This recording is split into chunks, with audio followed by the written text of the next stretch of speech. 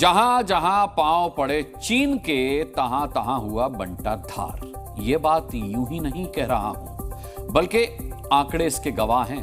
पाकिस्तान में चीन का दखल आप जानते ही हैं, वहां के हालात भी सब जानते हैं, अभी हमने दिखाया आपको रिपोर्ट में। इसके बाद श्रीलंका और मालदीव, इन सब जगहों पर चीन ने अपना दखल बढ़ाया है और उसका नतीजा यह हुआ है कि ये सभी देश बुरे आर्थिक संकट में फंस गए हैं। पिछले कुछ समय से चीन की नजर नेपाल पर है, अब वहां भी आर्थिक बदहाली शुरू हो गई। भारत के एक और पड़ोसी देश को बर्बाद करने पर तुला है। देश है नेपाल। पिछले कुछ दशकों से चीन नेपाल के साथ अपनी करीबी बढ़ाने की कोशिशों में है। नेपाल को आर्थिक मदद का लालच देकर चीन उसे अपनी जाल में कई वर्षों से फंसा रहा है। नतीजा भी अब नेपाल के आर्थिक हालात पर दिखना शुरू हो चुका है।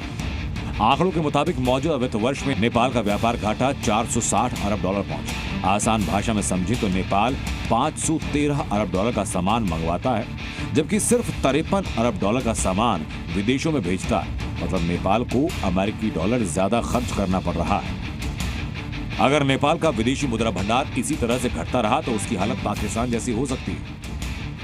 की प्रॉब्लम यह है कि उसे अपना ट्रेड बैलेंस इंप्रूव करना है, उसे अपना माल ज़्यादा एक्सपोर्ट करना है, इंपोर्ट उसे कम करने हैं, परंतु वो उसे रास्ते अभी दिखते नहीं।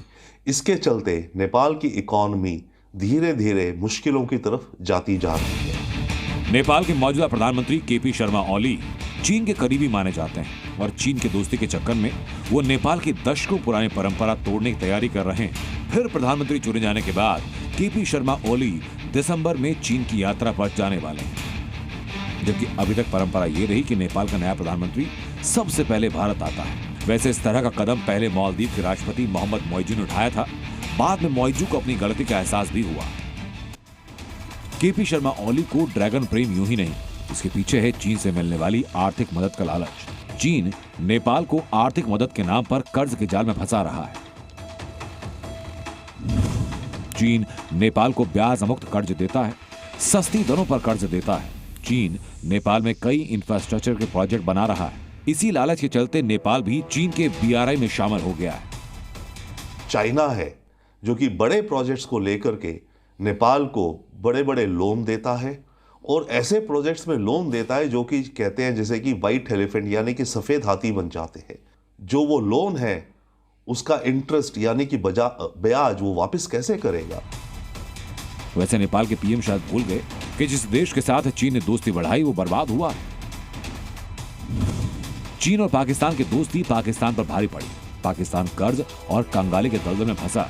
चीन ने श्रीलंका की तरफ दोस्ती का हाथ बढ़ाया। नतीजा, श्रीलंका बुरे आर्थिक संकट में फंसा और भारत की मदद से बाहर आया। पिछले साल चीन ने मालदीव को अपने झांसे में फंसाया।